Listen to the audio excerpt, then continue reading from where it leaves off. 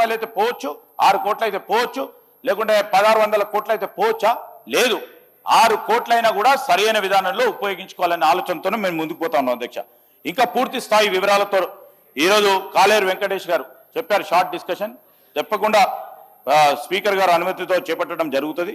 ఈ సందర్భంలో మీకున్న అనుమానాలు, మీరు రేకెత్తించే అనుమానాలు, మీరు ప్రజలను ప్రోద్బలం చేసే కార్యాచరణలో మీ వాట్సాప్ను ఉపయోగించుకొని, మీకు ఇతర అంశాలను ఉపయోగించుకొని ప్రజలను పక్కదారి పట్టించే అంశాలను కూడా తప్పకుండా చర్చ పెట్టండి అధ్యక్ష. మేము ప్రజలకు సంబంధించి మూసీ నది ఎందుకు అధ్యక్ష, ఈరోజు జీవనది చేస్తే జీవితాలు బాగుంటాయనే మా ఆలోచన, ఇది మా ట్యాగ్ లైన్. ఈరోజు జీవనదిని మురికి కాలువలా ప్రవహించే మూసీ నదిని జీవనదిని చేయాలనే ఆలోచన చేయటం తప్ప అధ్యక్ష. ఈరోజు సుందరీకరణ పక్కన పెట్టండి అధ్యక్ష, ఈరోజు ఆర్థిక వ్యవస్థను ముందుకు తీసుకెళ్లాలి.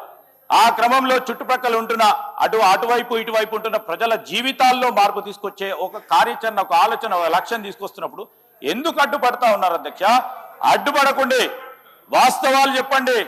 వాస్తవాలు చెప్పి సమస్య పరిష్కారానికి మీరే ఆలోచన చేసిందని మా సోదరులు సీనియర్గా ఉన్న నాగేందర్ గారు ఒక మాట చెప్పారు.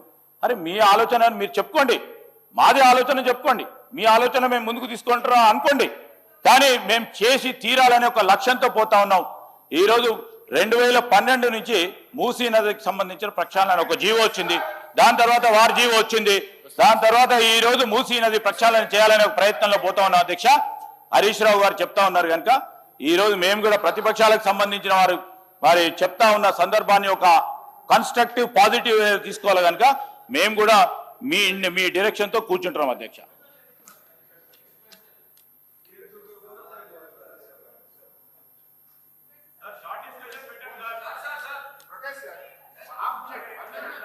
ఇస్తున్నారు స్పీకర్ సార్.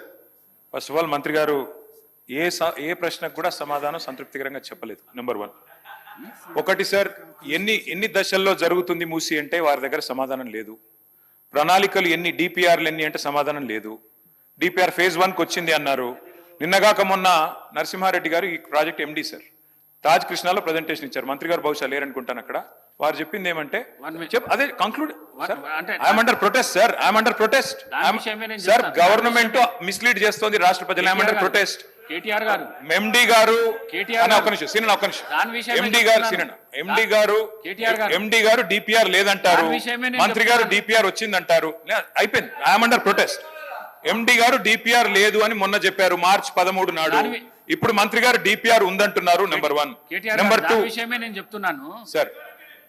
ప్రభుత్వము పవర్ పాయింట్ ప్రెజెంటేషన్ తాజ్ కృష్ణాలు ఇచ్చినప్పుడు 15వ తారీఖు సాయంత్రం ఇచ్చినప్పుడు మమ్మల్ని కూడా ఆహ్వానించారు. నన్ను మరి శాసన మండలి చైర్మన్ గుత్తా సుఖేందర్ రెడ్డి గారిని ఆహ్వానించినాము, మిమ్మల్ని కూడా ఆహ్వానించారు. Yes sir. కానీ మీరు హాజరు కాలేరు. Yes sir. మేము 5 స్టార్ హోటళ్ల ప్రెజెంటేషన్ లో మూసీ తీరంలో పెట్టాలని మేము అనుకున్నాం సార్. ప్రజలతో పెట్టాలి, బాధితులతో పెట్టాలి, 5 స్టార్ హోటల్ ఏంది పెట్టేదని మేము అనుకున్నాం సార్. అది తేడా అధ్యక్ష. మూసీని మురికి కూపంగా మార్చిందే కాంగ్రెస్ పార్టీ అధ్యక్ష. నెంబర్ 1. రెండోది అధ్యక్ష,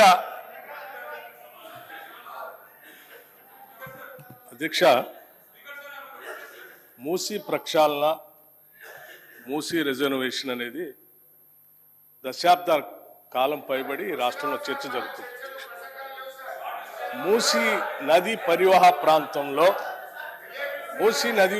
ప్రాంతంలో నివాసం ఉంటున్నటువంటి వాడు, అక్కడ భూమి కొనుక్కొని పట్టాదారులుగా ఇల్లు కట్టుకొని ఉన్నటువంటి వాళ్ళు కానీ, భూమి కొనుక్కోలేక ఇంకెక్కడా స్థలం లేక అక్కడ పోయి గుడిసెలు వేసుకొని ఉంటున్నటువంటి వాళ్ళు కానీ, ఆ పరివాహ ప్రాంతంలో నడుస్తున్నటువంటి వాళ్ళు కానీ, ఆ మూసీలో వస్తున్నటువంటి మురుగు వాసన తట్టుకోలేక అన్హైజీనిక్ కండిషన్స్లో బతుకుతున్నటువంటి వాళ్ళ జీవన స్థితిగతులు మార్చాలని రాష్ట్ర ప్రభుత్వం ఆలోచన చేస్తూ ఉంది. నేను వారిని సూటిగా అడుగుతా ఉన్నాను, మూసీ ప్రక్షాళన చేయటానికి మీరు వ్యతిరేకిస్తున్నారా? మూసీ ప్రక్షాళన చేయొద్దని మీరు అంటున్నారా?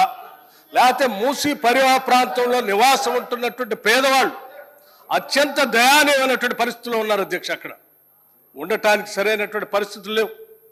మురుగు వాసన, ఈగలు, దోమలు, అనేక రకాలైనటువంటి జబ్బులతో బాధపడుతున్నటువంటి వాళ్ళ జీవన స్థితిగతులు మార్చాలని రాష్ట్ర ప్రభుత్వం ఒక బాధ్యతతో, ఒక సామాజిక బాధ్యత ఈ నిర్ణయం తీసుకొని ముందుకు పోతుంది. వద్దంటారా? చెప్పండి. వాళ్ళు అట్లాగే ఉండాలని మీరు కోరుకుంటున్నారా? వాళ్ళ జీవితాలు బాగుపడకూడదని అనుకుంటున్నారా? రాష్ట్ర ప్రభుత్వం ఏం చెప్తుంది అధ్యక్ష? ఆ పరివాహ ప్రాంతంలో ఉన్నటువంటి పేదవాళ్ళు గుడిసెలు ఏమైనా పోతా ఉంటే, ఎంతమంది గుడిసెలు పోతా ఉన్నాయో అంతమందికి లెక్క కట్టి వాళ్ళకి పట్టా ఉన్నా లేకపోయినా అదే పరివాహ ప్రాంతంలో వాళ్ళకి అపార్ట్మెంట్స్ కట్టి అక్కడ ఆ అభివృద్ధిలో వాళ్ళ భాగస్వాములు చేస్తామని రాష్ట్ర ప్రభుత్వం ఘంటాపథంగా రాష్ట్ర ముఖ్యమంత్రి అనేక సందర్భాల్లో చెప్తే కూడా ఇంకా పేదవాళ్ళ నిస్సహాయతని అడ్డంగా పెట్టుకుంది. ఈ రాష్ట్ర ప్రభుత్వం మార్పుకి నాంది పలుకుతూ నగరాన్ని మణిహారంగా మార్చాలని మూసీ నదిని తయారు చేస్తూ ఉంటే ప్రతి దానికి అడ్డుపడి పేదల జీవితాల్లో మార్పు రావద్దు, వాళ్ళ జీవన స్థితిగతులు మార్చొద్దు. రాష్ట్ర ప్రభుత్వం ఇంకొక అడుగు కూడా ముందుకు వేసింది అధ్యక్ష. కేవలం వాళ్ళకి శుభ్రం చేసి ఇల్లు ఇవ్వటం కాదు, అక్కడ నివాసం ఉంటున్నటువంటి పేదవాళ్ళ కుటుంబాల్లో ఉన్నటువంటి మహిళలందరికీ వడ్డీ లేని రుణాలు ఇచ్చి వాళ్ళు వ్యాపారస్తులుగా మార్చాలని ఆలోచన చేస్తారు. అక్కడ నివాసం ఉంటున్నటువంటి పేదవాళ్ళ కుటుంబాల్లో ఉన్నటువంటి పిల్లలందరికీ young India integrated residential school అని చెప్పి ఇంటర్నేషనల్ స్టాండర్డ్స్ లో వాళ్ళ పిల్లలు చదువుకోవడానికి కావాల్సినటువంటి పాఠశాలలు పెట్టి నిర్మాణం చేసి ముందు మొత్తం. అది ఇవేమొద్దు, వాళ్ళు అట్లాగే ఉండాలి, అదే మురికి కుప్పలో ఉండాలి, అదే వాళ్ళ అనారోగ్యంలో బతకాలి. ఈ హైదరాబాద్ కి మంచి నీళ్లతో ప్రవాహం ఉండేటువంటి మూసీ నది రావద్దనేది వీళ్ళ కోరిక అధ్యక్ష. వీళ్ళు ఏ రకంగా అయితే పేదవాళ్ళు పేదవాళ్ళలానే ఉండాలి, మురికి కుప్పలోనే ఉండాలి, వాళ్ళ జీవన స్థితిగతులు మెరుగుపడొద్దని కోరుకోవాలి. ఇవన్నీ కోరుకునేటువంటి వాళ్ళు మీరు ఈ రకంగా మూసి ప్రక్షాళన అడ్డుపడతా ఉన్నారు. ఇది కరెక్ట్ కాదు అధ్యక్ష. ఇది ఒక మహాయజ్ఞం. ఈ యజ్ఞం చేసేటప్పుడు మనం ఇచ్చినటువంటి ప్రదేశంలో చాలా స్పష్టంగా చెప్పారు. వీళ్ళు ఏమడిగారు అధ్యక్ష? మూసీ నదిలోకి వచ్చే నాళాలని శుద్ధి చేసి పంపిస్తారా లేదా మళ్ళీ మురికి కోపం వస్తారంటే చాలా స్పష్టంగా ఆ రోజు ప్రజెంటేషన్ లో చెప్పారు. మూసీ నదిలోకి వచ్చే ప్రతి నాళాకి ఎస్టీపీలు పెట్టి వాటన్నిటిని శుద్ధి చేసిన తర్వాతనే ఆ నీళ్లను మూసీ నదిలో వదులుతామని చెప్పి ప్రజెంటేషన్ లో చాలా స్పష్టంగా ఆ రోజు వివరించడం జరిగింది. దాని గురించి కూడా పక్కదోవ పట్టిస్తా ఉన్నాం అధ్యక్ష.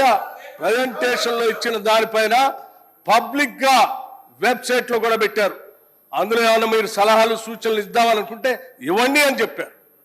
అంతేకాదు అక్కడ పరివాహ ప్రాంతంలో ఉన్నటువంటి పేదవాళ్ళకి ఏమైనా ఇబ్బందులు ఉంటే వాళ్ళ ఆలోచనలు కూడా పరిగణలో తీసుకోండి అని చెప్పి, వాళ్ళు ఇంతకంటే బెటర్ మెరుగైనటువంటి ఇంకేమైనా సలహాలు సూచనలు చేస్తామంటే వాటిని కూడా ఇంక్లూడ్ చేసుకొని వాటన్నిటిని అమలుపరచడం కోసమే రాష్ట్ర ప్రభుత్వం ఉంది తప్ప మీలాగా కేవలం ప్రచార ఆర్భాటం కోసం మొదలుపెట్టి ఏదో తూతూ మంత్రంగా చేసి వదిలేసేటువంటి ప్రక్రియలో ఈ ప్రభుత్వం లేదు అధ్యక్ష. చాలా స్పష్టంగా ఉస్మాన్ సాగర్ నుంచి గండిపేట దగ్గర నుంచి మొదలయ్యేటువంటి ఈ మూసీని మొదటి దశలో బాపు సరోవర్ వరకు పూజ్య మహాత్మా గాంధీ అస్తికలు ఎక్కడైతే ఆ సంగమంలో కలిపారో పాపం ఆయన అక్కడే ఉన్నాడు అధ్యక్ష.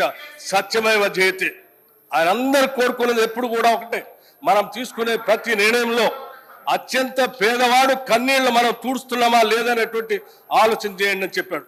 అందుకే ఈరోజు మూసీ ప్రక్షాళన జరిగేటువంటి కార్యక్రమంలో భాగంగా బాపూజీ ఘాట్ ని అక్కడ గాంధీ సరోవర్ గా పేరు మార్చడం కాదు, ఆయన ఆలోచన చేసినట్టుగా అత్యంత పేదవాడు కన్నీళ్లు తూడుస్తూ వాళ్ళకి ఆ శుభ్రం చేసినటువంటి హైజీనిక్ కండిషన్స్ లో అభివృద్ధి చేస్తున్నటువంటి మూసీ పరివాహ ప్రాంతంలో వాళ్ళ భాగస్వాములు చేసేటువంటి ప్రక్రియ ఈరోజు రాష్ట్ర ప్రభుత్వం చేస్తా ఉంది. దీన్ని అభినందించవలసిందిగా నేను వారిని కోరుతా ఉన్నాను. ప్రభుత్వమే చెప్తున్నది డిపిఆర్ లేదు అని ఎండి గారు చెప్తారు, డిపిఆర్ ఉందని మంత్రి గారు చెప్తున్నారు. ఉంటే టేబుల్ చేయమనండి. నెంబర్ 1. నెంబర్ 2, 50 మీటర్ల బఫర్ జోన్ జీవో మీరు ఇచ్చారన్నారు. 5 కిలోమీటర్ల అవతల ఉండే హనుమాన్ నగర్ కి మొన్న నోటీసులు ఇచ్చారు. మరి ఏ ఆలోచన చేస్తున్నారో మాకు తెలియదు. మంత్రి గారు సమాధానంలో 1450 స్ట్రక్చర్స్ అంటారు, అక్కడ చూస్తే 10,000 స్ట్రక్చర్స్ అని గెజెట్ ఇచ్చింది గవర్నమెంటే. కుడి చేయి ఏం చేస్తుందో ఎడమ చేయికి తెలియదు. డిప్యూటీ సీఎం గారు పేదల మీద చాలా ప్రేమ ఒలకబోశారు. వెలుగుమట్లలో ఇల్లు కూడా వారే కూలగొట్టారు. మరి ఖమ్మం జిల్లాలో మీ కాన్స్టిట్యున్సీలు ఇల్లు కూలగొడితే కూడా మీకు తెలియదు. 3వ రోజు దాకా పత్తాలేరు. అధ్యక్ష ఇంకొక మాట అధ్యక్ష, చాలా చెప్పారు ఇలా మంత్రి గారు. మాకు విచిత్రంగా అనిపిస్తుంది. మాకు అర్థమైంది ఏమంటే ప్రభుత్వం దగ్గర పైసలు లేవు, ప్రణాళిక లేవు. ఏడీబీ లోన్ ఇవ్వలేదు, ప్రణాళిక లేదు. కేవలం 1,50,000 కోట్ల దోపిడీకి మేము వ్యతిరేకం తప్ప మూసీకి వ్యతిరేకం కాదు. ఈ ప్రభుత్వ వైఖరికి నిరసనగా మేము వాకౌట్ చేస్తా ఉన్నాం అధ్యక్ష.